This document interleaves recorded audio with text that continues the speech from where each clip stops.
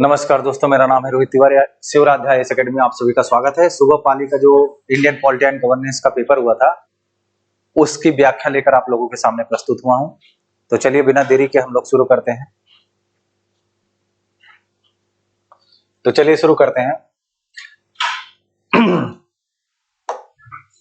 भारतीय संविधान के किस अनुच्छेद में यह कहा गया है कि संघ की समस्त कार्यपालिकी शक्ति जो है राष्ट्रपति में निहित होगी? तो भारतीय संविधान का अनुच्छेद 53 में ऐसी बात कही गई है कि संघ की समस्त कार्यपालिकी शक्ति राष्ट्रपति में निहित होगी। अनुच्छेद 52 में यह कहा गया है कि भारत का एक राष्ट्रपति होगा। भारत का एक राष्ट्रपति होगा, ठीक है। भारत का एक राष्ट्रपति होगा, ठीक है। आर्टिकल 52। अनुच्छेद 55 में निर्वाचन की रीति बताई गई है कि राष्ट्रपति का निर्वाचन कैसे होता है। तो आपको पता है राष्ट्रपति का निर्वाचन जो है वो अप्रत्यक्ष प्रणाली से होता है। जैसे सांसदों का निर्वाचन होता है, खास करके लोकसभा सदस्यों का, उनका डायरेक्ट इलेक्शन होता है, लेकिन प्रेसिडेंट का जो इलेक्शन है वो इनडायरेक्ट होता है। सॉरी। और अनुच्छेद 54 में निर्वाचक मंडल दिया गया कि कौन कौन से सदस्य जो है वो राष्ट्रपति को निर्वाचित करेंगे, जैसे कि राज्यसभा और लोकसभा के निर्वाचित सदस्य, राज्य विधानसभाओं के निर्वाचित सदस्य, दिल्ली और पौंडीचेरी के विधानसभाओं के निर्वाचित सदस्य। इतने सदस्य जो है वो प्रेसिडेंट को निर्वाचित करने का काम करेंगे।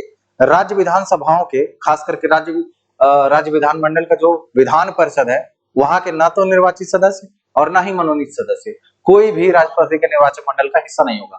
अगले सवाल पर आते हैं। राष्ट्रपति के निर्वाचक मंडल में कौन शामिल नहीं होते? बिना समय गंवाए विधान परिषद के निर्वाचित सदस्य जो है वो राष्ट्रपति के निर्वाचक मंडल में शामिल नहीं होते हैं, ठीक है। अगले सवाल पर आते हैं। निम्नलिखित कथनों पर विचार करिए। 70वें संविधान संशोधन द्वारा एनसीआर दिल्ली तथा पौंडीचेरी के विधानसभा के निर्वाचित सदस्यों को राष्ट्रपति के निर्वाचक मंडल में शामिल किया गया, ठीक है। विधानसभाओं के मनोनीत सदस्य, ये जो शब्द है मनोनीत सदस्य, यही मामला गड़बड़ कर दे रहा है। मनोनीत सदस्य राष्ट्रपति के निर्वाचक मंडल में, किसी भी सदन के मनोनीत सदस्य जो है वो राष्ट्रपति के निर्वाचन में हिस्सा नहीं लेते हैं। तो इसलिए ये कथन में केवल एक सही हो जाएगा, ठीक है। अगला सवाल, निम्नलिखित कथनों पर विचार करिए। यदि किसी राज्य की विधानसभा विघटित हो गई हो तो उसके सदस्य राष्ट्रपति के निर्वाचन में मतदान नहीं कर सकते। बिल्कुल सही बात है। अगर किसी राज्य विधानसभा की कोई राज्य विधानसभा विघटित हो जाए तो उसके जो सदस्य हैं वो निर्वाचन में हिस्सा नहीं लेंगे। राष्ट्रपति के नवनिर्मित जम्मू एवं कश्मीर केंद्र शासित प्रदेश की जो विधानसभा है उसके सदस्य राष्ट्रपति के निर्वाचन में हिस्सा नहीं लेते हैं, क्योंकि इसमें लिखा गया लेते हैं, तो ये कथन गलत हो गया, तो केवल एक सही हो जाएगा। अगला सवाल, किस अनुच्छेद में राष्ट्रपति के निर्वाचक मंडल के बारे में उल्लेख किया गया है? मैंने ऊपर ही आपको समझाया था कि निर्वाचक मंडल के बारे में उल्लेख अनुच्छेद 54 में किया गया है, ठीक है। अगले सवाल पर आते हैं। अगला सवाल है, राष्ट्रपति के चुनाव के संबंध में निम्नलिखित कथनों पर विचार करिए। राष्ट्रपति का चुनाव अप्रत्यक्ष निर्वाचन प्रणाली द्वारा किया जाता है। बिल्कुल सही है। राष्ट्रपति का जो निर्वाचन होता है वो अप्रत्यक्ष निर्वाचन प्रणाली द्वारा होता है। अनुच्छेद 55 में राष्ट्रपति के निर्वाचन की रीति दी गई है। ये भी आपको बताया गया है कि अनुच्छेद 55 में जो है राष्ट्रपति के निर्वाचन की रीति दी गई है।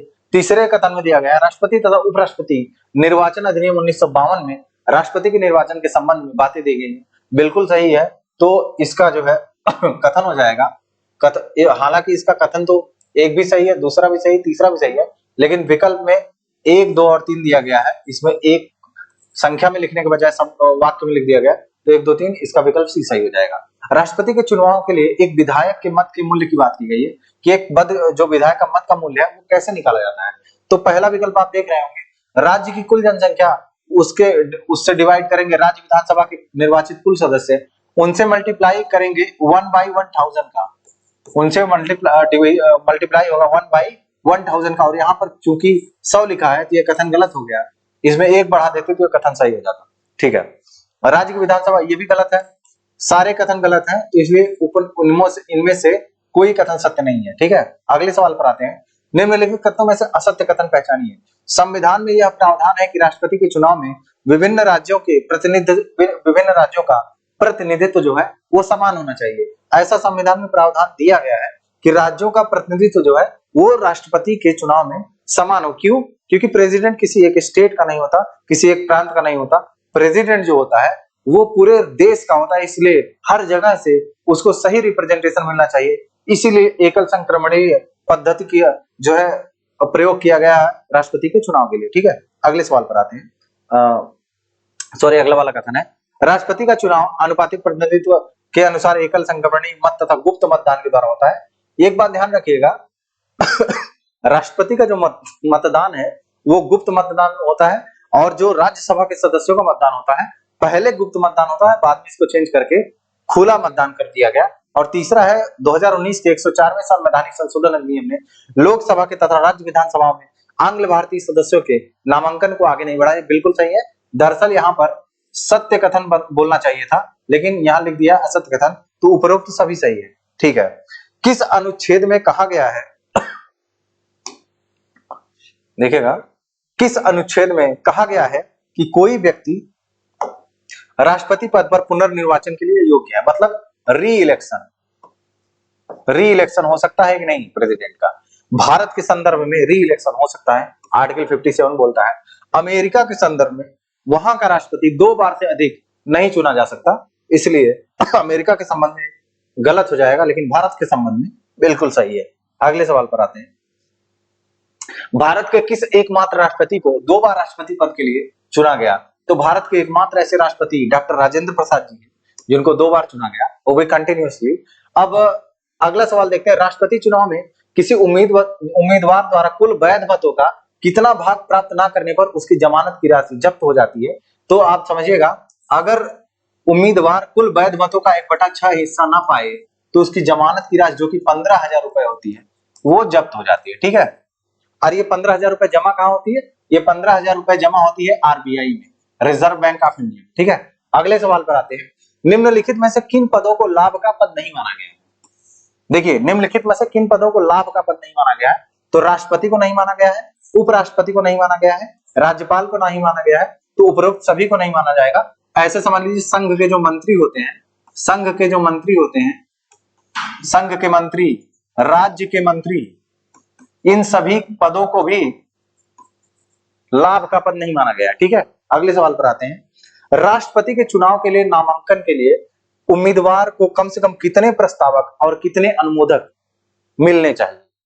ठीक है, तो देखिए इसका उत्तर सही होगा 50 प्रस्तावक और 50 अनुमोदक। तो राष्ट्रपति को, अगर आपको राष्ट्रपति बनना है, उसका उम्मीदवार बनना है, तो उसके लिए कम से कम भारत के नागरिक होइए आप, 35 वर्ष की उम्र होनी चाहिए, लोकसभा का सदस्य बनने की योग्यता रखनी चाहिए।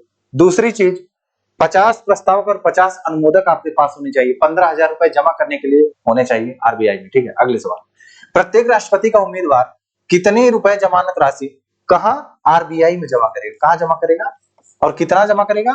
15,000 जमा करेगा। ठीक है, तो पहला ऑप्शन सही हो जाएगा, 15,000 रुपए रिजर्व बैंक ऑफ इंडिया में जमा करेगा। ठीक है, अगले सवाल पर आते हैं। अगला सवाल देखिए, भारत के मुख्य न्यायाधीश की अनुपस्थिति में राष्ट्रपति को कौन शपथ दिलाता है? भारत के मुख्य न्यायाधीश की अनुपस्थिति में राष्ट्रपति को कौन शपथ दिलाता है? तो राष्ट्रपति को जो शपथ दिलाता है वो उच्चतम न्यायालय का वरिष्ठतम न्यायाधीश दिलाता है। अगर भारत का मुख्य न्यायाधीश उपस्थित ना हो तो उच्चतम न्यायालय का वरिष्ठतम न्यायाधीश जो है वो भारत के राष्ट्रपति को क्या दिलाएगा? शपथ दिलाएगा। ठीक है, अगले सवाल पर आते हैं। निम्नलिखित कथनों पर विचार करिए। देखिए, पहला कथन दिया गया है, राष्ट्रपति पद ग्रहण करने के लिए शपथ या प्रतिज्ञान लेता है। मेरा तात्पर्य था इस सवाल में कि राष्ट्रपति पद ग्रहण करने के लिए शपथ या प्रतिज्ञान लेता है, मतलब राष्ट्रपति पद ग्रहण करने के लिए क्या करता है? शपथ या प्रतिज्ञान लेता है, उससे पहले लेता है। कई बार सवाल ऐसा आ जाता है कि राष्ट्रपति पद ग्रहण करने के बाद शपथ या प्रतिज्ञान लेता है, इसी मामले में बच्चे फंस जाते हैं। मेन मुद्दा समझिए, राष्ट्रपति पद ग्रहण करने के लिए शपथ या प्रतिज्ञान लेता है। राष्ट्रपति को उसके कार्यकाल के दौरान किसी भी आपराधिक कार्यवाही से उन्मुक्ति होती है। ये दोनों कथन बिल्कुल भी सत्य है, तो सी ऑप्शन सही हो जाएगा आपका कि राष्ट्रपति पद ग्रहण करने के लिए शपथ या प्रतिज्ञान लेता है। ठीक है, भारतीय राष्ट्रपति का पद किन प्रकार से रिक्त हो सकता है? देखिए, भारत का जो राष्ट्रपति है उसका पद किस प्रकार से रिक्त हो सकता है? एक तो 5 वर्षीय कार्यकाल अगर समाप्त हो जाए, दूसरा अगर वह त्याग पत्र दे दे, तीसरा वह महाभियोग प्रक्रिया द्वारा उसको पद से हटाया जाए, चौथा एक और समझ लीजिए, अगर उसकी मृत्यु हो जाए, पांचवा अगर उसके निर्वाचन को अवैध घोषित कर दिया जाए, तब भी राष्ट्रपति का पद जो है वो रिक्त हो जाएगा, इसलिए उपयुक्त सभी हो जाएगा। किस परिस्थिति में राष्ट्रपति कार्यकाल समाप्त होने के बाद भी अपने पद पर बना रहता है, यदि नए राष्ट्रपति के चुनाव में देरी हो रही तब भी राष्ट्रपति तब तक अपने पद पर बना रहेगा जब तक कि उसका उत्तराधिकारी आकर अपना कार्यभार न संभाल ले। तो इसलिए दोनों कथन सही हो जाएगा और दोनों कथन सही होने के साथ ही ऑप्शन सी सही हो जाएगा। ठीक है, अगले सवाल में आते हैं। निम्नलिखित में से सत्य कथन पहचानिए। राष्ट्रपति की पदावधि उसके पद धारण करने की तिथि से 5 वर्ष तक रहती है। बिल्कुल सही चीज है। वो पद धारण कब होगा? जब वो शपथ लेगा। पद धारण की तिथि से वह 5 वर्ष तक अपने पद पर रहता है। राष्ट्रपति अपने पद पर चाहे जितनी बार पुनर्निर्वाचित हो सकता है।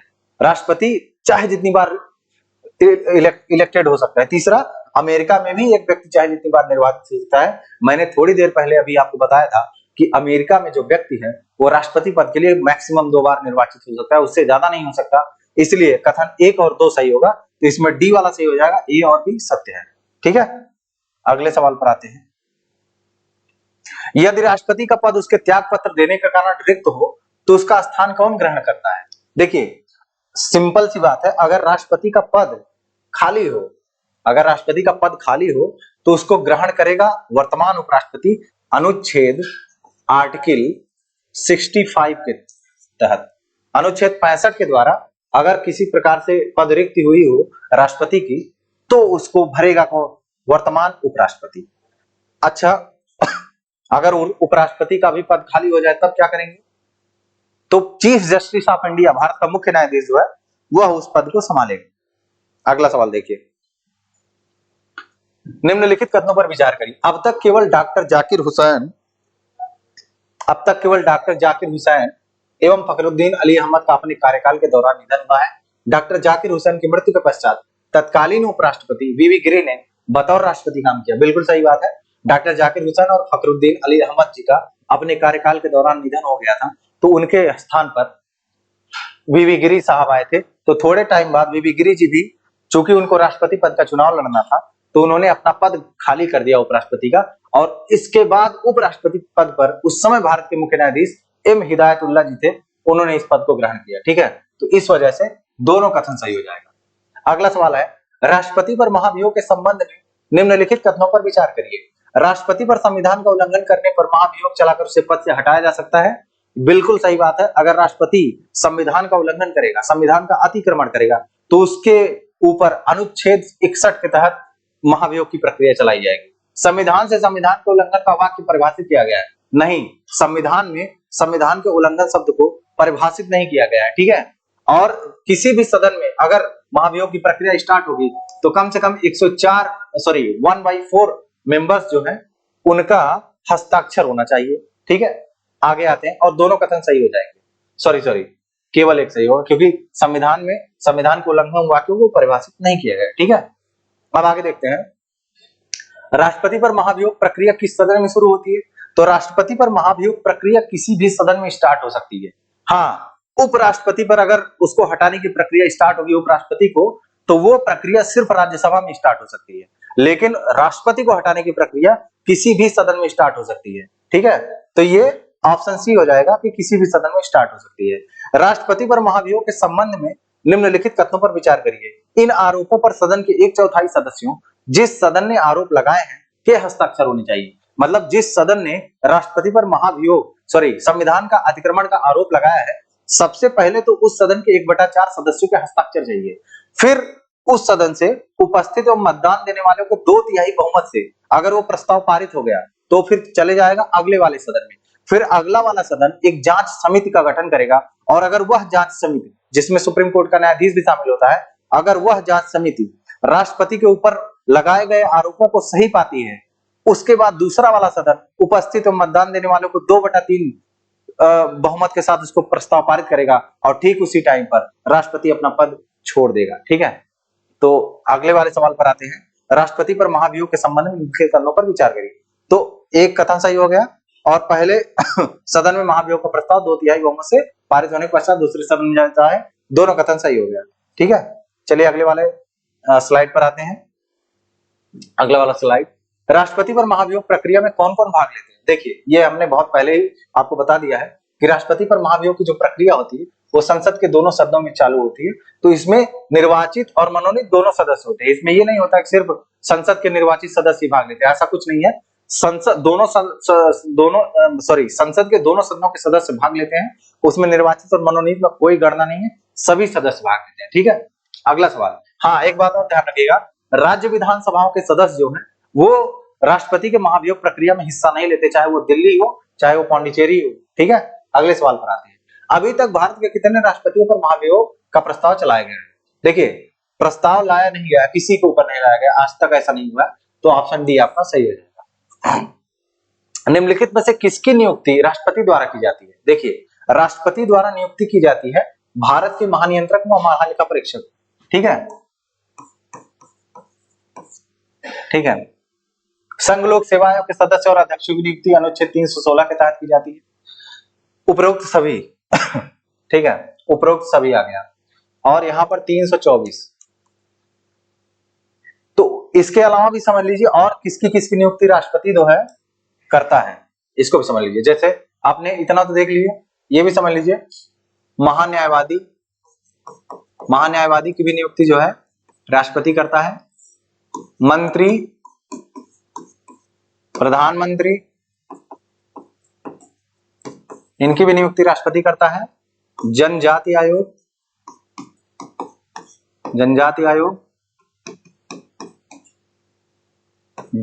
अनुसूचित जाति आयोग, इसकी भी नियुक्ति राष्ट्रपति ही करता है। आपने अभी देखा महालेखा परीक्षक की। संघ लोक सेवा आयोग के जो सदस्य हैं उनकी भी नियुक्ति राष्ट्रपति ही करता है। संघ लोक सेवा आयोग के जो सदस्य हैं उनकी नियुक्ति राष्ट्रपति करता है। ठीक है, अंतरराज्यीय परिषद के जो अध्यक्ष होते हैं उनकी भी नियुक्ति राष्ट्रपति करता है। ठीक है, इन सारे सदस्यों की नियुक्ति जो है प्रेसिडेंट करता है। जितने भी भारत में आयोग है, अदर बैकवर्ड कमीशन है, ठीक है, SC ST कमीशन है, इन सारे आयोगों की नियुक्ति जो है उसके हेड की नियुक्ति कौन करता है? प्रेसिडेंट करता है। ठीक है, तो इसका मतलब इसका आंसर क्या हो जाएगा? उपरोक्त सभी। अगले पे आते हैं, निम्नलिखित कथनों पर विचार करिए। राष्ट्रपति द्वारा महान्यायवादी की नियुक्ति की जाती है, बिल्कुल सही। आर्टिकल 76 अनुच्छेद 76 जो है वो महान्यायवादी की नियुक्ति की बात करता है।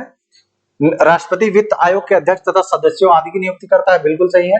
राष्ट्रपति केंद्र के प्रशासनिक कार्यों और विधायिका के प्रस्तावों से संबंधित जानकारी की मांग प्रधानमंत्री से कर सकता है, बिल्कुल सही चीज है। तीनों का तीनों कथन सही है, तो इसका जो है ऑप्शन डी जो है वो सही हो जाएगा, ऑप्शन डी सही हो जाएगा। चलिए अगले वाले सवाल पर आते हैं, अंतरराज्यीय परिषद की नियुक्ति कौन करता है? तो अंतरराज्यीय परिषद की जो नियुक्ति है वो राष्ट्रपति करता है। ठीक है, निम्नलिखित में से किसकी नियुक्ति भारत के राष्ट्रपति द्वारा नहीं की जाती? एक सवाल को समझिए, निम्नलिखित में से किनकी नियुक्ति भारत के राष्ट्रपति द्वारा नहीं की जाती? देखिए, नीति आयोग के अध्यक्ष जो है वो प्रधानमंत्री इसके अध्यक्ष होते हैं पदेन, तो इनकी नियुक्ति राष्ट्रपति नहीं करता है। वित्त आयोग के अध्यक्ष की नियुक्ति करता है। संघ लोक सेवा आयोग के अध्यक्षों की नियुक्ति जो है राष्ट्रपति करता है। ठीक है, अगले वाले पर आते हैं।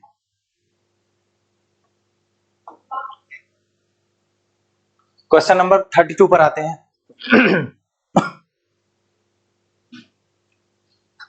नीचे दो वक्तव्य दिए गए हैं, उसको आप समझिए और बताइए। राष्ट्रपति संसद का भाग है। राष्ट्रपति संसद का भाग है। संसद के दोनों सदनों द्वारा पारित विधेयक बिना राष्ट्रपति की स्वीकृति के कानून नहीं बन सकता है, बिल्कुल सत्य बात है। देखिए, अगर आप संसद के अंगों की बात करेंगे तो संसद के अंगों में लोकसभा होती है, राज्यसभा होती है और प्रेसिडेंट होता है। चूंकि लोकसभा अगर कानून पास करके राज्यसभा में ले जाती है और राज्यसभा भी वो कानून पास कर देती है, तो कानून जाता है प्रेसिडेंट के पास, तो अंतिम हस्ताक्षर जो होता है कानून पर वो प्रेसिडेंट ही करता है। तो बिना प्रेसिडेंट के स्वीकृति के कोई भी विधेयक कानून नहीं बन सकता। इसलिए कथन और कारण दोनों सही है और आर एक ही सही व्याख्या करता है, तो ए सही हो जाएगा। निम्नलिखित कथनों पर विचार करिए। राष्ट्रपति को राज्य के मुख्यमंत्री नियुक्त करने का अधिकार है? नहीं, ऐसी कोई बात नहीं है। राष्ट्रपति राज्य के मुख्यमंत्रियों की नियुक्ति नहीं करता है। हाँ, एक चीज ध्यान देने योग्य है कि दिल्ली के जो विधानसभा है उसके मुख्यमंत्री की नियुक्ति राष्ट्रपति करता है। भारतीय संविधान का अनुच्छेद 239 जो है ये बोलता है कि जो दिल्ली के मुख्यमंत्री हैं उनकी नियुक्ति कौन करेगा? उनके मुख्यमंत्री की नियुक्ति करता है, वहां के उपराज्यपाल की नियुक्ति करता है, वहां की मंत्रिपरिषद की जो नियुक्ति है मतलब मंत्रियों की नियुक्ति जो है वो प्रेसिडेंट करता है। ठीक है, तो अनुच्छेद 239 ठीक है, तो एक कथन गलत है, दूसरा कथन सही है। राष्ट्रपति रक्षा बलों का सर्वोच्च कमांडर होता है, तो केवल दो सही है। अगला सवाल, राज्य का मुख्यमंत्री किस परिस्थिति में राष्ट्रपति के निर्वाचक मंडल का हिस्सा नहीं होगा। देखो, अगर वह विधानसभा का सदस्य हो, सॉरी ना हो तब भी हिस्सा नहीं होगा, वह विधान परिषद का सदस्य हो तब भी हिस्सा नहीं होगा, यदि उसे विधानसभा में अपना बहुमत सिद्ध करना हो। ये किसी प्रकार की अयोग्यता नहीं दिखा रहा है। अब विधानसभा में उसको अपनी योग्यता साबित करनी है, इसका ये नहीं मतलब है कि वो सदस्य नहीं है। ये तो मुख्यमंत्री की बात राज्य की हो गई, लेकिन ये इससे ऑप्शन जो होगा इसका डी सही हो जाएगा कि ए और बी वाली अगर परिस्थिति होगी तो राष्ट्रपति के निर्वाचक मंडल का हिस्सा नहीं हो पाएगा। ठीक है, अगले वाले सवाल पर आते हैं। किस अनुच्छेद के अनुसार उपराष्ट्रपति कार्यवाहक राष्ट्रपति के रूप में कार्य करता है? देखिए, कभी कभी क्या होता है, राष्ट्रपति मान लीजिए आकस्मिक रिक्ति आ गई उसकी, वो चला गया बाहर, विदेश यात्रा पर चला गया, बीमार हो गया, तो उन सारे समय के लिए उपराष्ट्रपति जो है राष्ट्रपति पद का कार्य करता है। तो ये आर्टिकल 65 के तहत ऐसा काम करता है। ठीक है, अगला देखते हैं, नियंत्रक व महालेखा परीक्षक की रिपोर्ट संसद के समक्ष कौन रखता है? तो नियंत्रक व महालेखा परीक्षक सीएजी किस आर्टिकल में है? अनुच्छेद 148 से लेकर के 151 तक सीएजी के बारे में बताया गया है। और ये सीएजी की जो रिपोर्ट है वो संसद में प्रेसिडेंट प्रस्तुत करता है। ठीक है, सीएजी की जो रिपोर्ट है वो कौन प्रस्तुत करता है? सीएजी की रिपोर्ट को संसद में प्रेसिडेंट प्रस्तुत करता है। ठीक है, अगले सवाल पर आते हैं।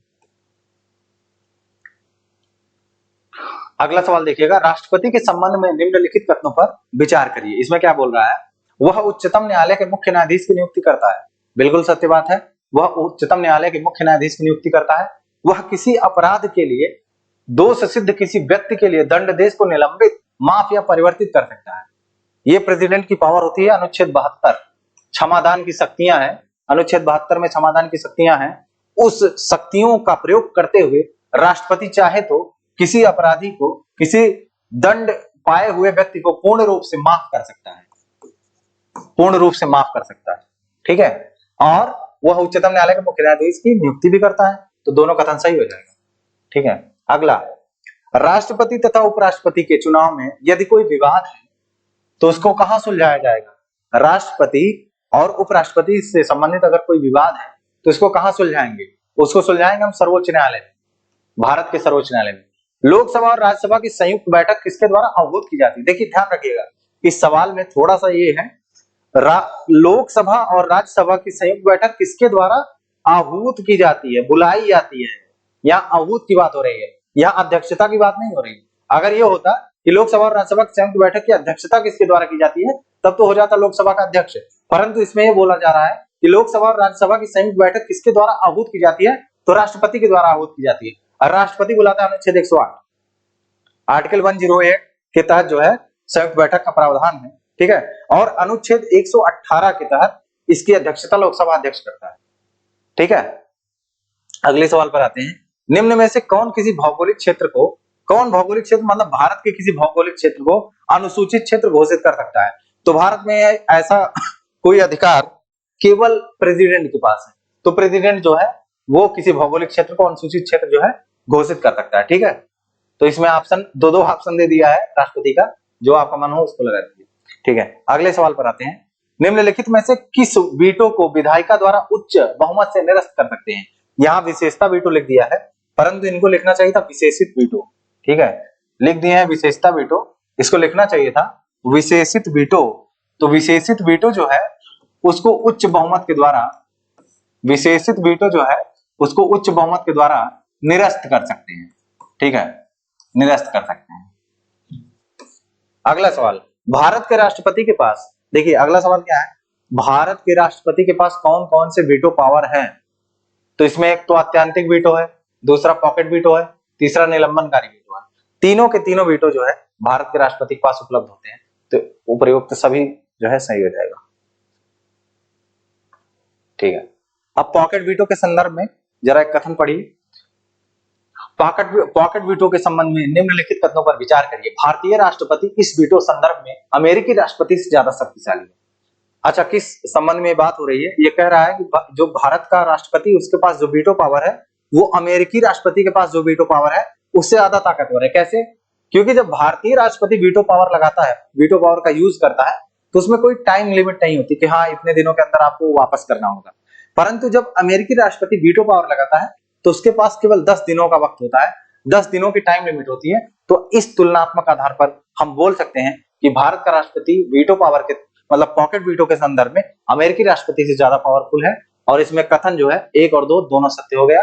ठीक है, अगला सवाल, निम्नलिखित में से किस संविधान संशोधन द्वारा संविधान संशोधन विधेयकों पर राष्ट्रपति को अपनी स्वीकृति देने के लिए बाध्य कर दिया गया? देखिए, राष्ट्रपति को अपनी स्वीकृति देने के लिए बाध्य किया गया 24वें संविधान संशोधन अधिनियम 1971 के द्वारा। हाँ, एक ढील इसमें दे दी गई, छूट राष्ट्रपति को दे दी गई 44वें संविधान संशोधन 1978 के द्वारा, जिसमें यह कहा गया कि अगर आपके पास मंत्रिपरिषद कोई सलाह पहुंचाती है, अगर आप उस पर एक बार पुनर्विचार के लिए वापस भेज दें तो एक बार आपको मौका होगा कि आप पुनर्विचार के लिए वापस भेज सकते हैं। उससे पहले वो भी मौका नहीं था। उससे पहले उसको बाध्यकारी बना दिया गया था कि अगर कोई भी सलाह मंत्रिपरिषद राष्ट्रपति को दे रही है तो उसको मानने के लिए बाध्य होगा राष्ट्रपति। परंतु 44वें संविधान संशोधन 1978 के द्वारा एक थोड़ी सी ढील दे दी गई। ठीक है, अगले सवाल पर आते हैं। राज्य विधायिका पर राष्ट्रपति के वीटो के संबंध में निम्नलिखित कथनों पर विचार करिए। राज्य विधेयक, यहाँ विधायक होना चाहिए, राज्य विधेयक पर स्वीकृति देने के लिए राष्ट्रपति बाध्य होता है। ये कौन सी बात हो गई? ये तो बड़ी ही उल्टी बात हो गई। ये बोल रहा है कि राष्ट्रपति जो है वो राज्य मतलब स्टेट प्रोविंस का जो विधेयक है उसको स्वीकृति देने के लिए बाध्य है। ऐसा नहीं हो सकता, पॉसिबल नहीं है। तो पहला कथन गलत हो गया, मतलब राष्ट्रपति जो है वो राज्य के विधेयक को, कथन गलत है। दूसरा, राष्ट्रपति राज्य विधेयकों के संबंध में वीटो पावर का प्रयोग कर सकता है। बिल्कुल कर सकता है।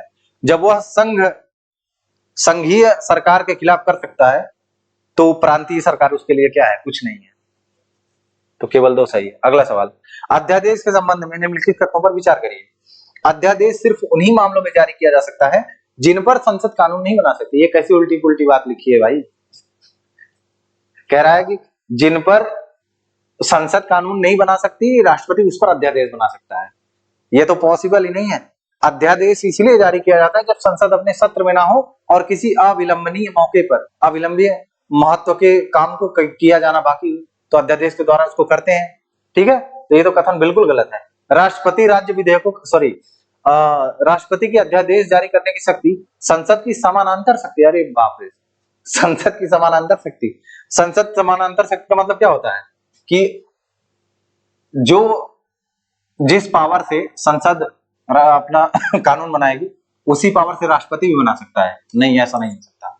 जब संसद कानून बनाने में सक्षम ना हो, जब संसद का सत्र ना चल रहा हो, उस टाइम पर प्रेसिडेंट कानून बनाता है और यह उसके एक विकल्प के रूप में है। समानांतर शक्ति नहीं है, दोनों एग्जैक्टली पैरेलल पावरफुल नहीं है। ठीक है, और एक बार और समझिए, अध्यादेश जारी होने के बाद अगर दोनों सदनों से उसको अनुमोदन प्राप्त नहीं हुआ तो अध्यादेश समाप्त हो जाएगा। ठीक है, तो अध्यादेश हर मामले में बराबर है। बस 2-3 मामलों में, जैसे कि संविधान संशोधन विधेयक के मामले में अध्यादेश जारी नहीं किया जा सकता, समझ लीजिए आप। और इसकी ड्यूरेबिलिटी ज्यादा नहीं होती, मैक्सिमम 6 माह, अधिकतम 6 माह 6 हफ्तों तक चलता है मैक्सिमम। ठीक है, अगर अनुमोदन ना हो तो अनुमोदन हो जाएगा तो परमानेंट कानून बन जाएगा। ठीक है, तो इसका क्या हो जाएगा? दोनों कथन गलत है, इसका दोनों कथन गलत है।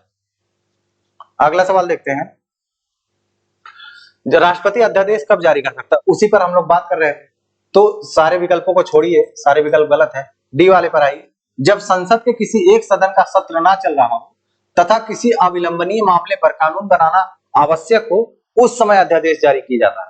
तो जैसे एक अध्यादेश जारी किया था पीओटीओ 2002 में, इसको बोलते हैं prevention of terrorism ordinance, prevention of terrorism ordinance. इसको बाद में पारित किया गया, तभी हो गया पीओटीए, तब ये बाद में आगे चलकर हो गया पीओटीए, प्रिवेंशन ऑफ टेररिज्म एक्ट।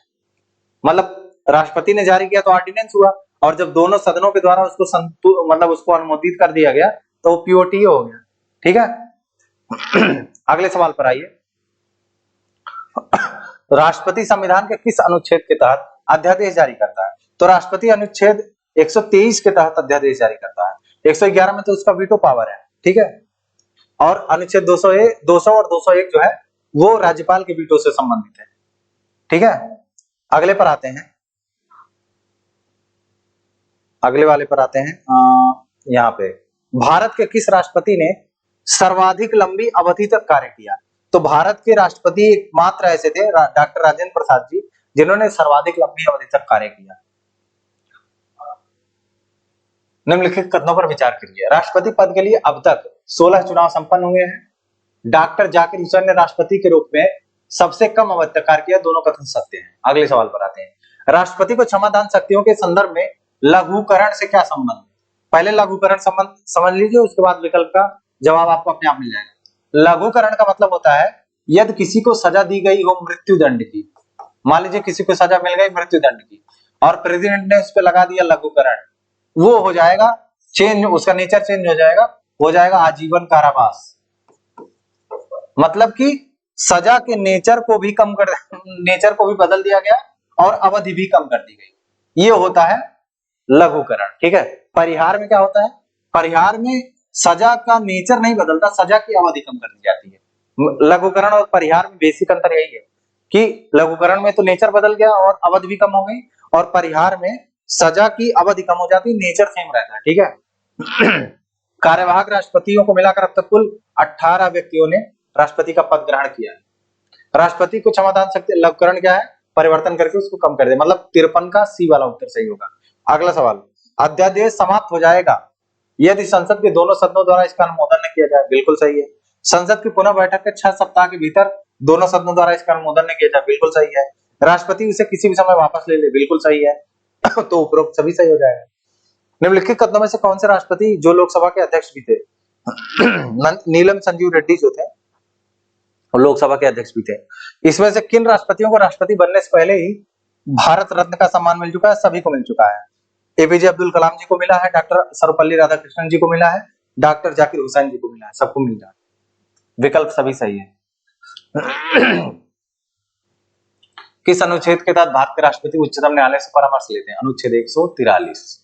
अनुच्छेद 143 के तहत जो है राष्ट्रपति जो है उच्चतम न्यायालय से परामर्श लेते हैं एजीआई के द्वारा, अटॉर्नी जनरल ऑफ इंडिया। अध्यादेश तथा संसद द्वारा बनाए गए अधिनियम में क्या अंतर होता है? देखिए, अध्यादेश और अधिनियम में कोई अंतर नहीं होता है, बस अंतर होता है समय का। कानून एक बार बन गया तो सतत चलता रहेगा जब तक उसको समाप्त न किया जाए, जब तक या फिर ऐसा कोई कानून बन जाए जिसको सुप्रीम कोर्ट जो है निरस्त कर दे कि ये संविधान का उल्लंघन कर रहा हो। लेकिन अध्यादेश अगर संसद के दोनों सदनों द्वारा अनुमोदित ना किया गया तो अधिकतम 6 माह और 6 सप्ताह के बाद समाप्त हो जाएगा। तो इसमें ऐसा क्या दिया गया है? अध्यादेश संसद द्वारा बनाए गए अधिनियम से नहीं, ये गलत है। अध्यादेश संसद जारी करती है, गलत है। अध्यादेश संसद के द्वारा बनाए गए कानून के मुकाबले बिना अनुमोदन के नहीं रह सकता, बिल्कुल सही, यही चीज है, बिना अनुमोदन के नहीं रह सकता है। भारत की प्रथम महिला राष्ट्रपति प्रतिभा देवी सिंह पाटिल किस अनुच्छेद के तहत उपराष्ट्रपति राज्यसभा के पद में सभापति के रूप में कार्य करता है? अनुच्छेद 64। यदि भारतीय राष्ट्रपति विदेशी राज्य की यात्रा पर हो तो उपराष्ट्रपति किस अनुच्छेद के तहत राष्ट्रपति के रूप में कार्य करता है? अनुच्छेद 65। जब उपराष्ट्रपति राष्ट्रपति के रूप में कार्य कर रहा हो तब वह राष्ट्रपति के पुनः कार्य करने तक उसके कर्तव्यों का निर्वहन करेगा। निम्नलिखित कथनों पर विचार करिए। भारत के उपराष्ट्रपति का पद अमेरिकी मॉडल पर आधारित है। बिल्कुल सही है। अमेरिका का उपराष्ट्रपति राष्ट्रपति का पद रिक्त होने पर अपने पूर्व राष्ट्रपति के कार्यकाल से अवधि तक उस पद पर बना रहता है। ये भी सही है, तो दोनों सही है। अमेरिका के संदर्भ में ऐसा होता है कि जितना टाइम बचा है, जैसे मान लो राष्ट्रपति का कार्यकाल मान लो 6 वर्ष का है और 3 वर्ष बाद जो है राष्ट्रपति की मृत्यु हो जाती है। अमेरिका के बारे में 3 वर्ष के बाद राष्ट्रपति की मृत्यु हो गई तो बचा हुआ जो 3 साल है वो जो अमेरिका उपराष्ट्रपति जब राष्ट्रपति बनेगा तो बचे हुए 3 साल के लिए रहेगा। ठीक है। अगले वाले सवाल पर, उपराष्ट्रपति का पद कैसे रिक्त हो सकता है? एक तो पदावधि समाप्त हो जाए, उसके द्वारा त्याग पत्र दे दिया जाए, उसे बर्खास्त कर दिया जाए, उसकी मृत्यु हो जाए, उसका निर्वाचन अवैध घोषित हो जाए, तो सारे सही हो जाएंगे। 1 2 3 4 5 सारे कारणों से उसका पद रिक्त हो सकता है। अगला, उपराष्ट्रपति के निर्वाचन में कौन कौन शामिल होते हैं? संसद के दोनों सदनों के सदस्य शामिल होते हैं। तो कथन 1 सही हो गया, केवल 1। उपराष्ट्रपति पद के लिए कौन कौन सी अर्हताएं होती है? वह राज्यसभा के सदस्य बनने के लिए योग्य हो, सही है। वह केंद्र सरकार द्वारा, राज्य सरकार द्वारा किसी सार्वजनिक प्राधिकरण के अंतर्गत किसी लाभ के पद पर ना हो, बिल्कुल सही है, दोनों सही है। ए और बी दोनों सही है। उपराष्ट्रपति का मुख्य कार्य क्या है? उपराष्ट्रपति का मुख्य कार्य है राज्यसभा के सभापति के रूप में कार्य करना। और उसको जो भारत का उपराष्ट्रपति होता है उसको राज्यसभा के सभापति के रूप में भी, मतलब रूप में ही वेतन मिलता है। उसको उपराष्ट्रपति के रूप में कोई वेतन मिलता नहीं। हाँ, जब राष्ट्रपति के रूप में वो कार्य करता है तब राष्ट्रपति का वेतन भत्ता वो प्राप्त करता है, परंतु as a vice president of India the chairperson of Rajya Sabha is getting money. Okay, चलिए अगले सवाल पर आते हैं। उपराष्ट्रपति की आकस्मिक मृत्यु के पश्चात क्या होगा? देखिए, ये फंसाया जाएगा। उपराष्ट्रपति और राष्ट्रपति की मृत्यु में एक अंतर समझ लीजिए। जब राष्ट्रपति की मृत्यु होगी तो 6 महीने के भीतर चुनाव करवाना आवश्यक है, लेकिन अगर उपराष्ट्रपति की मृत्यु होती है तो ऐसा कोई प्रावधान नहीं है। ऐसा लिखा गया है संविधान में कि यथाशीघ्र चुनाव करवाए जाएंगे, यथाशीघ्र निर्वाचन कराया जाएगा। ठीक है, अगला सवाल, उपराष्ट्रपति को किन आधारों पर उसके पद से हटाया जा सकता है? ये तो उसके लिए कोई आधार ही नहीं है। उपराष्ट्रपति को हटाने के लिए कोई स्पष्ट आधार बनाएंगे नहीं। उपराष्ट्रपति को उसके पद से हटाने के लिए संविधान में कोई स्पष्ट आधार नहीं है। ठीक है, अगला सवाल, अनुच्छेद 70 का संबंध निम्नलिखित में से किससे है? तो देखिए, अन्य आकस्मिकताओं में राष्ट्रपति के कृत्यों का निर्वहन करता है उपराष्ट्रपति, तो ये है अनुच्छेद 70। ठीक है, उपराष्ट्रपति श्री जगदीप धनखड़ के संबंध में निम्नलिखित कथनों पर विचार करें। विगत 25 वर्षों में उपराष्ट्रपति के किसी चुनाव में इतने बड़े अंतर से जीत हासिल नहीं की गई। ठीक है, वर्ष 2019 में उन्हें पश्चिम बंगाल का राज्यपाल बनाया गया था। दोनों चीजें ठीक है, कोई दिक्कत नहीं है, दोनों कथन सही। भारत के 14वें उपराष्ट्रपति कौन है? श्री जगदीप धनखड़। ठीक है, अगले सवाल पर आते हैं। निम्नलिखित में से कौन से उपराष्ट्रपति बाद में राष्ट्रपति के रूप में चुने गए? तो देखिए, विकल्प में दिया हुआ है शंकर दयाल शर्मा, के.आर. नारायणन और आर. वेंकट रमन। तो ये तीनों लोग जो हैं वो पहले वाइस प्रेसिडेंट थे, बाद में प्रेसिडेंट बन गए। ठीक है, निम्नलिखित कथनों पर विचार करिए। राज्य का सभापति, मतलब राज्य, यहाँ राज्य लिखा हुआ है, असल में है वो राज्यसभा का सभापति, निर्णायक मत का प्रयोग कर सकता है। सही बात है। उपराष्ट्रपति का यह कर्तव्य है कि वह राष्ट्रपति के त्याग पत्र की सूचना तत्काल लोकसभा अध्यक्ष को दे। बिल्कुल सही है, दोनों कथन सत्य हैं। तो 1 और 2 दोनों सही हो जाएगा। उपराष्ट्रपति का निर्वाचन किस अनुच्छेद से संबंधित है? तो उपराष्ट्रपति का जो निर्वाचन है वो अनुच्छेद 66 से संबंधित है। ठीक है, निम्नलिखित कथनों पर विचार करिए। मूल संविधान में उपराष्ट्रपति के निर्वाचन का प्रावधान था कि संसद के दोनों सदनों की संयुक्त बैठक द्वारा निर्वाचन प्रक्रिया को संपन्न किया जाएगा। इस प्रक्रिया को 11वें संविधान संशोधन अधिनियम द्वारा हटा दिया गया। जी हाँ, पहले जब जब संविधान शुरू हुआ तब तो यही प्रोसेस था कि संयुक्त बैठक करवाई जाती थी और उसमें से उपराष्ट्रपति का चयन किया जाता था। लेकिन अब क्या है, वो बहुत बोझिल और बहुत पकाऊ प्रोसेस था, बहुत पकाऊ प्रक्रिया थी, उसको हटा दिया गया 11वें संविधान संशोधन अधिनियम द्वारा। तो दोनों कथन सही है। उपराष्ट्रपति के चुनाव के नामांकन के लिए 20 प्रस्तावक और 20 अनुमोदक की जरूरत होती है। अगले सवाल पर आते हैं। राष्ट्रपति या उपराष्ट्रपति के निर्वाचन से संबंधित विषय किस अनुच्छेद से संबंधित है? अनुच्छेद 71 से। उपराष्ट्रपति के पदावधि का वर्णन किसमें किया गया है? अनुच्छेद 67 में। उपराष्ट्रपति को उसके पद से कैसे हटाया जाता है? राज्यसभा द्वारा राज्यसभा द्वारा सदन के तत्कालीन समस्त सदस्यों के बहुमत द्वारा। अनुच्छेद 81 का विकल्प ए सही हो जाएगा। अगला सवाल, निम्नलिखित कथनों पर विचार करिए। उपराष्ट्रपति को हटाने के लिए संकल्प संसद के किसी भी सदन में लाया जा सकता है? गलत, नहीं लाया जा सकता। उपराष्ट्रपति को उसके पद से हटाने के लिए कोई भी प्रस्ताव 14 दिनों का अग्रिम सूचना के बाद ही देना होगा। बिल्कुल सही है, उसमें कोई दिक्कत नहीं है। तो कथन 1 गलत है, कथन दूसरा सही है, केवल 2 सही हो जाएगा। निम्नलिखित में से कौन से राष्ट्रपति अपने दूसरे कार्यकाल के लिए निर्वाचित हुए? यहाँ उपराष्ट्रपति होना चाहिए था, यहाँ राष्ट्रपति लिखा है, यहाँ होना चाहिए था उपराष्ट्रपति। आप लोग इसको करेक्ट कर लीजिएगा। जो लोग ये वीडियो देखेंगे अपलोड होने के बाद वो करेक्ट कर लेंगे। यहाँ उपराष्ट्रपति होगा, तो ए और बी दोनों सही है, तो डी वाला ऑप्शन सही हो जाएगा। ठीक है,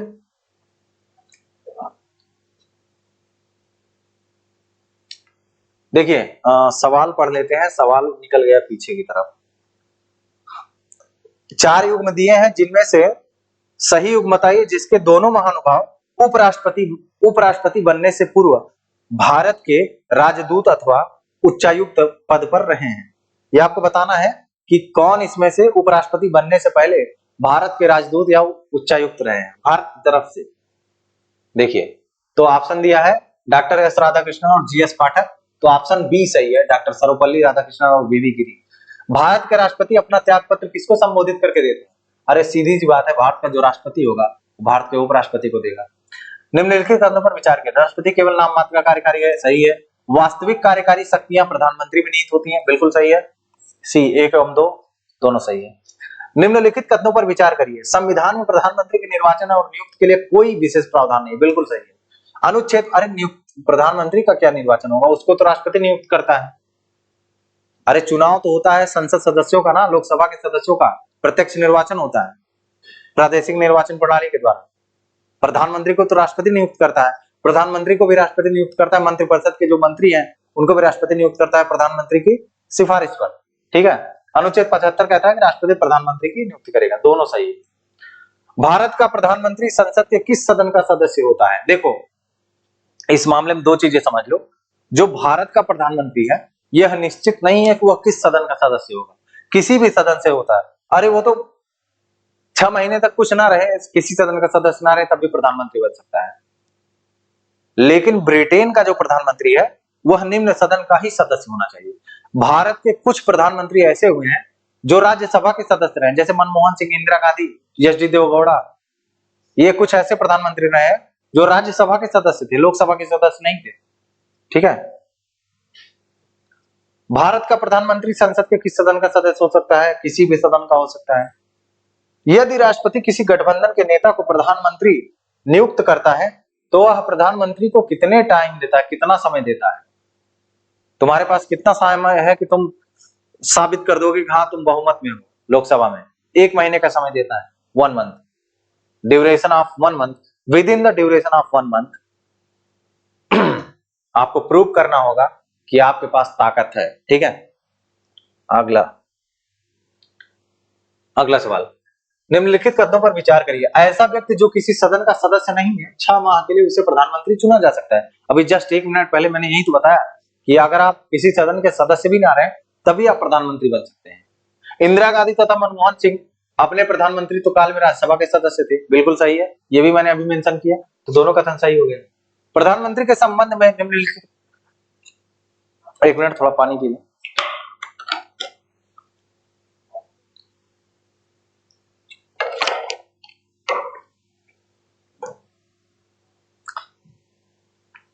प्रधानमंत्री के संबंध में निम्नलिखित कथनों पर विचार करिए।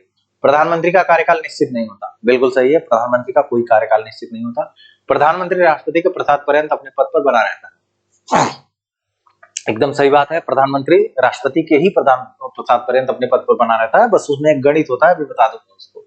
राष्ट्रपति कभी भी प्रधानमंत्री को उसके पद से हटा सकता है, गणित यही है। अभी आप सुन रहे हैं कि वो उसके प्रसाद पर्यंत बना है और अगले ही में सुन रहे हैं वो उसको हटा सकता है, तो मैच तो दोनों स्टेटमेंट कर रहे हैं, लेकिन गलत ये है कि कभी भी उसके पद से नहीं हटा सकता। जब तक प्रधानमंत्री को लोकसभा में बहुमत हासिल है, राष्ट्रपति को उसको हटाने का शक्ति नहीं है, जब तक प्रधानमंत्री स्वयं त्याग पत्र ना दे दे। हाँ, अगर लोकसभा में उसका बहुमत हासिल, जो उसने हासिल किया है बहुमत, अगर वो गिर गया तब प्रधानमंत्री को हटा सकता है राष्ट्रपति, ठीक है। और वो प्रसाद पर्यंत ही कार्य करता है, दिखाने को बस। किन परिस्थितियों में राष्ट्रपति अपने विवेक के अनुसार कार्य करता है? हालांकि यह तो भारतीय संविधान के परिप्रेक्ष्य में यह एक विलुप्त चीज है कि राष्ट्रपति कभी भी कोई काम स्वविवेक से करे, अपने विवेक के अनुसार। ये तो संभव नहीं है, एक आध दो जगह मौका उसको मिलता है, वो कहाँ मिलता है देख लीजिए। जब लोकसभा में किसी दल को स्पष्ट बहुमत प्राप्त ना हो, जब लोकसभा में किसी दल को स्पष्ट बहुमत प्राप्त हो, तब उस समय राष्ट्रपति अपने विवेक का जो है इस्तेमाल करता है कि हम किसको प्रधानमंत्री बना सकते हैं। अब ऐसा नहीं है कि किसी को बहुमत प्राप्त है और किसी को बहुमत नहीं प्राप्त है, तो जिसको बहुमत नहीं प्राप्त है उसी को बना देगा, ऐसा नहीं होगा। बहुमत प्राप्त मतलब ऐसे जो काफी करीबी पार्टियां हैं जिनको देखकर उसको ये उम्मीद है कि हाँ ये लोग विश्वास मत अपना हासिल कर लेंगे लोकसभा में, उसी के जो पार्टी है उसी के मेंबर्स को या उसी के नेता को प्राइम मिनिस्टर बनाता है। और ये सारे कथन सही है, तो उपरोक्त डी मतलब उपरोक्त कथन सही है। प्रधानमंत्री पद से त्यागपत्र देने वाले प्रथम व्यक्ति कौन थे? प्रथम व्यक्ति थे अपने मोरारजी देसाई जी, ठीक है। अगला सवाल, 1 मिनट। हाँ, निम्नलिखित कथनों में से कौन प्रधानमंत्री नियुक्त होने से पहले किसी राज्य के मुख्यमंत्री थे? अरे भाई ये 1 मिनट पिछले वाले सवाल पे आते हैं। हाँ, निम्नलिखित कथनों पर विचार करिए। राजीव गांधी सबसे कम उम्र तथा मोरारजी देसाई सबसे अधिक उम्र में प्रधानमंत्री बने, बिल्कुल सही। राजीव गांधी जी सबसे कम उम्र में बने और मोरारजी देसाई सबसे अधिक उम्र में। अमृत कौर केंद्रीय मंत्रिमंडल में शामिल होने वाली प्रथम महिला मंत्री थी। बिल्कुल सही है, दोनों सही है। भारत में प्रधानमंत्री को नियुक्त किया जाता है, कौन नियुक्त करता है? आर्टिकल 75 प्रेसिडेंट नियुक्त करता है। कौन नियुक्त करता है? प्रेसिडेंट। ठीक है। 1977 में प्रधानमंत्री सचिवालय का नाम बदलकर नया नाम प्रधानमंत्री कार्यालय रख दिया गया। बिल्कुल सही चीज है। एक कार्यकाल में सबसे कम समय तक प्रधानमंत्री का पद धारण करने वाले व्यक्ति अटल बिहारी वाजपेयी थे। बिल्कुल सत्य बात है। 13 दिनों की सरकार बनाई थी। एक और दो दोनों सही है। प्रधानमंत्री की नियुक्ति के संबंध में निम्नलिखित कथनों पर विचार करिए। संविधान का अनुच्छेद 75 में कहा गया है प्रधानमंत्री की नियुक्ति राष्ट्रपति करेगा। राष्ट्रपति की प्रधानमंत्री को नियुक्त करने की शक्ति विवेकीय शक्ति है, नहीं विवेकीय शक्ति नहीं है। उसी को वो प्रधानमंत्री नियुक्त करेगा जो लोकसभा में अपना विश्वास मत हासिल करता है, सबको नहीं करने। तो कथन 1 और 2 दोनों सही। अगला सवाल, 1 मिनट। निम्नलिखित में से कौन से प्रधानमंत्री नियुक्त होने से पहले किसी राज्य के मुख्यमंत्री थे? तो Morarji Desai, Chaudhary Charan Singh, VP Singh, PV Narasimha Rao, H D Deve Gowda, Narendra Modi, ये सभी प्रधानमंत्री बनने से पहले किसी राज्य के मुख्यमंत्री हुआ करते थे, इसलिए कथन में सभी सही हो जाएंगे। प्रधानमंत्री निम्नलिखित में से किन संस्थानों का पदेन अध्यक्ष होता है? नीति आयोग का पदेन अध्यक्ष होता है, राष्ट्रीय विकास परिषद का पदेन अध्यक्ष होता है, अंतरराज्यीय परिषद का पदेन अध्यक्ष होता है, वैज्ञानिक तथा औद्योगिक अनुसंधान परिषद का पदेन अध्यक्ष होता है। तो 1 2 3 4 सभी। निम्नलिखित कथनों पर विचार करिए। 73 में कार्यपाल की शक्ति का विस्तार है, सही है। 77 भारत सरकार के कार्य संचालन से संबंधित है, सही है। और अनुच्छेद 18 राष्ट्रपति को जानकारी देने के आदि के संबंध में जो प्रधानमंत्री के कर्तव्य है वो है, बिल्कुल सही है, सारे के सारे सही है। अनुच्छेद 101 निम्नलिखित कथनों पर विचार करिए। मंत्रीगण राष्ट्रपति के प्रसाद पर्यंत अपना पद धारण करते हैं, सही चीज है। अनुच्छेद 75(5) के अनुसार यदि कोई व्यक्ति मंत्री बनते समय संसद का सदस्य नहीं है तो 1 साल के अंदर संसद के किसी भी सदन की सदस्यता उसको ग्रहण करनी होगी। जी 1 साल नहीं, 6 माह, 6 महीना। ठीक है, तो ये पहला कथन तो सही है, दूसरा वाला कथन गलत है। ठीक है, अगले सवाल पर आइए। तो पहला कथन गलत है यार एक भूल गया तुरंत ही। पहला कथन सही है, दूसरा कथन गलत है, तो केवल एक सही है। अगला सवाल, निम्नलिखित कथनों पर विचार करिए। संविधान में मंत्रिमंडल शब्द का प्रयोग सिर्फ अनुच्छेद 352(3) में किया गया, बिल्कुल सत्य चीज है। आकार में मंत्रिपरिषद बड़ी होती है, मंत्रिमंडल छोटा होता है। देख लीजिए, पहले समझ लीजिए आकार कैसे होता है। ये है मंत्रिपरिषद, ये है मंत्रिमंडल। अब आप खुद ही बता दीजिए। ये है काउंसिल ऑफ मिनिस्टर और ये है कैबिनेट। तो काउंसिल ऑफ मिनिस्टर ज्यादा बड़ी है, कैबिनेट छोटी है। हाँ, पावर कैबिनेट के पास ज्यादा होती है काउंसिल ऑफ मिनिस्टर के मुकाबले।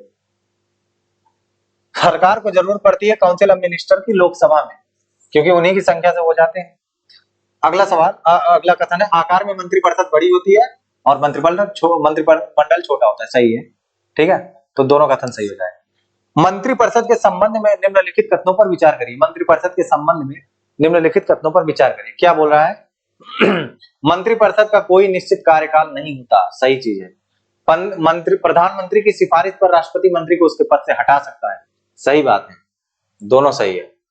निम्नलिखित कथनों में से क्या सही है? मंत्रिपरिषद प्रधानमंत्री, कैबिनेट मंत्री, राज्य मंत्री और उप मंत्री इन सबका सामूहिक नाम है, सही चीज है।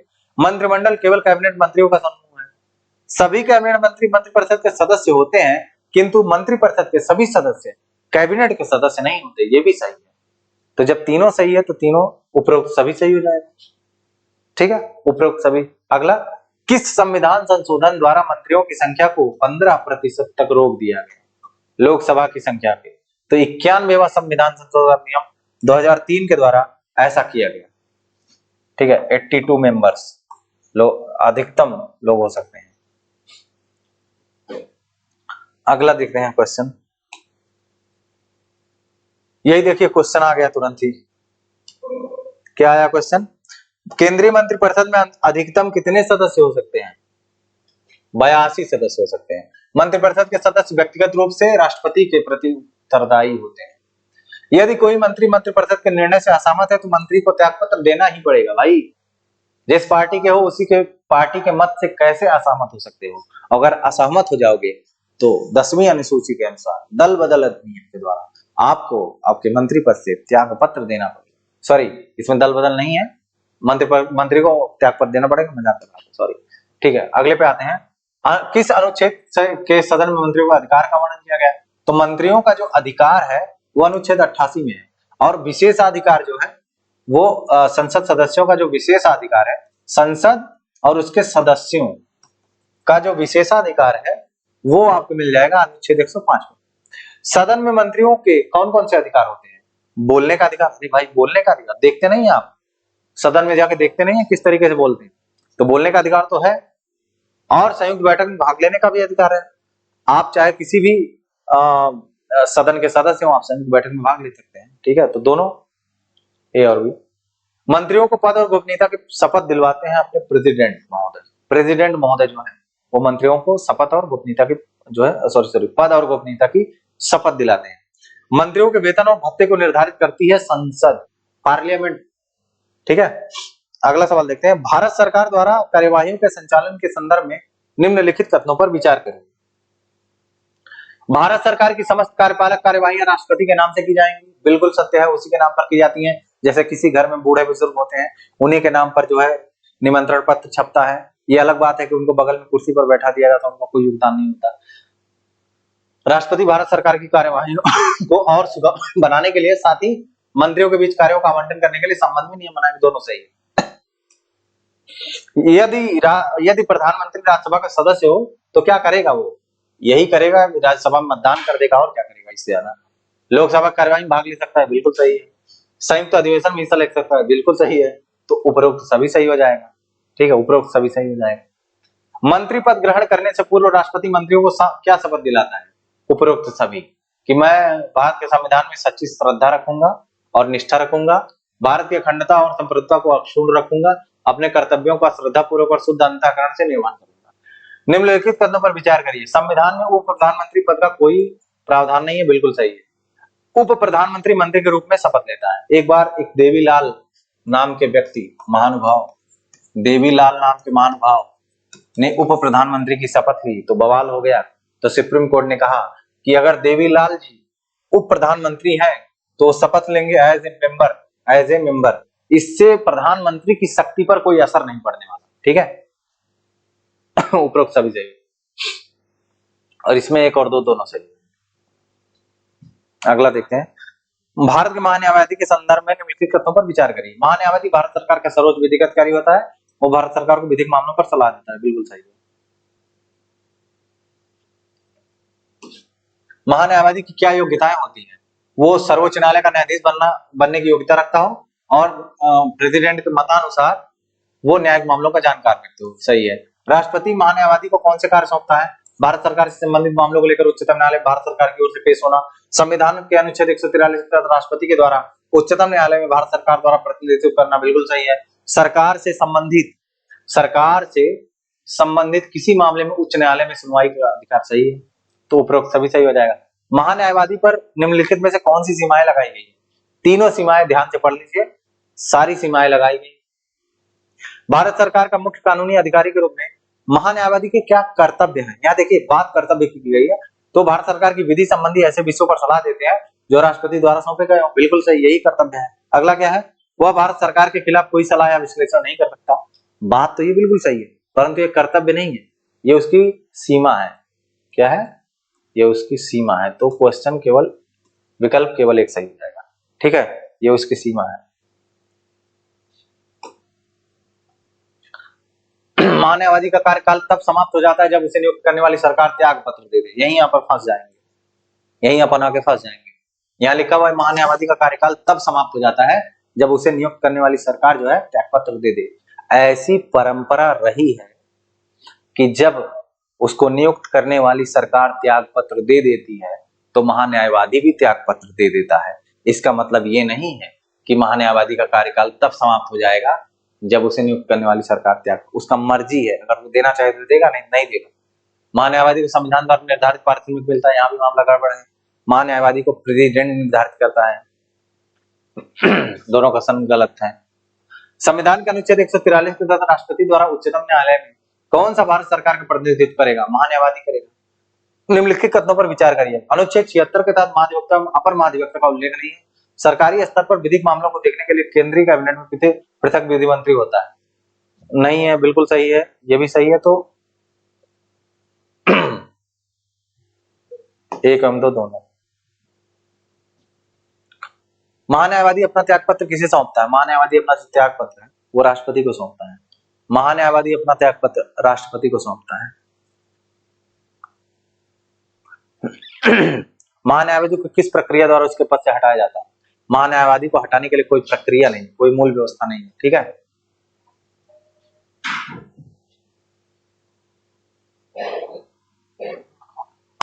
देखो कहा गया महान्यायवादी को विधिक, यहाँ निधि लिखा हुआ है, यहाँ निजी लिखना चाहिए था। महान्यायवादी को निजी विधिक अभ्यास से नहीं रोका जा सकता। महान्यायवादी भारत का पूर्णकालिक वकील नहीं है। बिल्कुल सही है, दोनों कथन सही है और ए आर की सही व्याख्या और आर ए की सही व्याख्या कर रहा है। देखो महान्यायवादी को निजी विधिक अभ्यास से इसलिए नहीं रोक सकते क्योंकि महान्यायवादी भारत का पूर्णकालिक वकील नहीं होता है। जब भारत सरकार की जरूरत होती है उसको बुलाता है, उससे काम करवाता है। ठीक है, वो पूर्णकालिक वकील नहीं। मंत्रियों के सामूहिक उत्तरदायित्व से तात्पर्य है तो मंत्री अपने सभी कार्यों के लिए लोकसभा के प्रति सामूहिक रूप से उत्तरदायी होंगे।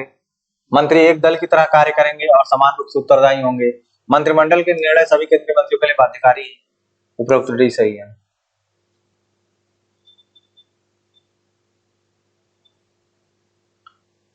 निम्नलिखित में से क्या न्यायालय के क्षेत्र से बाहर है? मंत्री द्वारा राष्ट्रपति को दी गई सलाह जो न्यायालय के क्षेत्र से बाहर है। भारतीय राजनीतिक प्रशासनिक व्यवस्था में मंत्रिमंडल की क्या भूमिका है? यह केंद्र सरकार का मुख्य नीति निर्धारक अंग है, यह केंद्रीय प्रशासन की मुख्य समन्वयक है, यह राष्ट्रपति की सलाहकारी संस्था है तथा इसका परामर्श राष्ट्रपति पर बाध्यकारी। उपरोक्त सभी। संविधान में मंत्रिमंडल शब्द कब जोड़ा गया? 44वें संविधान संशोधन अधिनियम 1978 के द्वारा। मंत्रिमंडलीय समितियों के संदर्भ में निम्नलिखित कथनों पर विचार करिए। संविधान में मंत्रिमंडल के साथ साथ मंत्रिमंडलीय समितियों का भी उल्लेख है, गलत है। इसमें केवल कैबिनेट मंत्री शामिल होते हैं, गलत है। मैक्सिमम तो कैबिनेट मंत्री ही शामिल होते हैं, परंतु कभी जरूरत पड़ने पर ऐसे व्यक्ति भी शामिल किए जा सकते हैं जो कैबिनेट मंत्री ना हो, जो कैबिनेट मंत्री ना हो उनको भी शामिल किया जा सकता है। ठीक है, तो इसमें ना तो एक ना तो दो, 8 मंत्रिमंडलीय समितियां कार्यरत। 1954 से पूर्व राज्यसभा लोकसभा को राज्य परिषद और जनता का सदन जाना जाता था। संसद के दोनों सदनों द्वारा पारित कोई विधेयक तब तक कानून नहीं बनेगा जब तक राष्ट्रपति उसे अपनी स्वीकृति नहीं देता। राष्ट्रपति संसद का अभिन्न अंग इसलिए है क्योंकि बिना उसकी स्वीकृति के कोई भी विधेयक कानून नहीं बनेगा। निम्नलिखित कथनों पर विचार करिए। राष्ट्रपति केवल लोकसभा के सत्र आहूत करता है, गलत है। राष्ट्रपति राज्यसभा को विघटित कर सकता है, गलत है। राज्यसभा एक अस्थायी सदन है, उसको विघटित नहीं किया जा सकता। और राष्ट्रपति लोकसभा और राज्यसभा दोनों के सत्र आहूत करता है। एक और दो दोनों सही। संसद के सत्रों का सत्रावसान कौन करता है? संसद के सत्रों का सत्रावसान प्रेसिडेंट करता है। ठीक है, निम्नलिखित कथनों पर विचार करिए। अमेरिकी राष्ट्रपति विधान मंडल का महत्वपूर्ण अंग है, बिल्कुल गलत है। भारत में राष्ट्रपति दोनों सदनों का सत्र आहूत करता है, सही है, तो केवल 2 सही हो जाएगा। वर्तमान में राज्यसभा के कितने सदस्य संघ राज्य क्षेत्र का प्रतिनिधित्व करते हैं? तो 8 सदस्य प्रतिनिधित्व करते हैं। कितने? 8 सदस्य। राज्यसभा के संबंध में ये दिल्ली, पांडिचेरी और जम्मू और कश्मीर। राज्यसभा के संबंध में निम्नलिखित कथनों पर विचार करिए। केवल 3 संघ राज्य क्षेत्र का प्रतिनिधित्व राज्यसभा द्वारा किया जाता है, बिल्कुल सही है। वो 3 कौन कौन है? जेके, दिल्ली और पौंडीचेरी। हालांकि पौंडीचेरी अब पौंडीचेरी नहीं कही जाती, अब इसको पुडुचेरी कहते हैं। अब इसको पुडुचेरी कहते हैं, 2006 में बदल दिया गया था। ठीक है, केवल 3 संघ राज्य क्षेत्र का ये सही है और केवल एक सही हो जाएगा। संविधान के किस अनुसूची में राज्यसभा के लिए? 4थी अनुसूची में राज्यसभा के लिए सीटों का आवंटन किया गया है।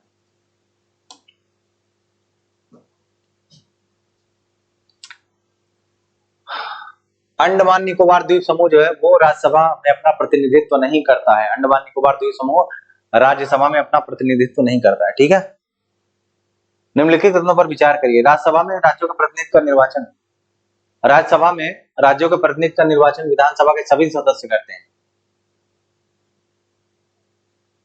नहीं, सभी सदस्य नहीं करते। राज्यसभा के सदस्यों का चुनाव आनुपातिक प्रतिनिधित्व पद्धति के अनुसार एकल संक्रमणीय मत गुप्त मतदान के द्वारा नहीं होता है। ओपन ओपन वोटिंग होती है, खुला मतदान। तो ये भी गलत हो गया, ये भी गलत हो गया, ना तो एक ना तो दो। निम्नलिखित कथनों पर विचार करिए, सभी राज्यों में राज्यसभा की सीटों का बंटवारा समान रूप से हुआ है, गलत है, गलत है, नहीं हुआ है। अरे भाई, जब हर राज्य की जनसंख्या ऊपर नीचे हो रही है तो सीटों का बंटवारा कैसे हो जाएगा? नॉर्थ ईस्ट के राज्य बेचारे इतने कम सीट पाते हैं, यहाँ तो राज्यसभा की बात हो रही है। और हम अपना उत्तर प्रदेश में ज्यादा है, 31 सीटें हैं, उत्तर प्रदेश में 31 सीटें हैं। चले जाएंगे मेघालय के पास, बेचारे के पास 1 सीट बचेगी। केवल कुछ संघ शासित प्रदेश राज्यसभा में अपना प्रतिनिधित्व नहीं करते हैं, ये कथन गलत है। ध्यान से सुनिए कैसे कह रहा है, केवल कुछ संघ शासित प्रदेश राज्यसभा में अपना प्रतिनिधित्व नहीं करते हैं। नहीं नहीं, ये इसको ऐसा रहना चाहिए था, केवल कुछ संघ शासित प्रदेश राज्यसभा में अपना प्रतिनिधित्व करते हैं, क्योंकि केवल 3 ही तो है। एक तो पौंडीचेरी है, दूसरा दिल्ली एनसीआर है, तीसरा जेके है। 3 ही तो है, बाकी और कोई नहीं करता है। तो दोनों गलत हो गया। निम्नलिखित कथनों में से सत्य कथन पहचानिए। अमेरिकी सीनेट का सभी राज्यों में असमान प्रतिनिधित्व है, यही मामला गड़बड़ हो गया। असमान प्रतिनिधित्व नहीं है, समान है, तो ये गलत है। उत्तर प्रदेश में राज्यसभा की 32 सीटें हैं, गलत है। त्रिपुरा में राज्यसभा की 2 सीटें हैं, गलत है। राष्ट्रपति राज्यसभा में 12 सदस्यों को नामित करता है, ये जाके सही बात है। राज्यसभा में अधिक से अधिक कितने सदस्य हो सकते हैं? 250 हो सकते हैं, इससे ज्यादा नहीं हो सकते। कानून बन जाए तो अलग। अनुच्छेद 148, निम्नलिखित कथनों पर विचार करिए। राज्यसभा के 238 सदस्य तथा संघ राज्य क्षेत्रों से चुने जाएंगे। अच्छा सॉरी, हाँ ठीक है। और वर्तमान में राज्यसभा में कुल सदस्य 245 है, सदस्यों की संख्या कितनी? 245 है, ठीक है।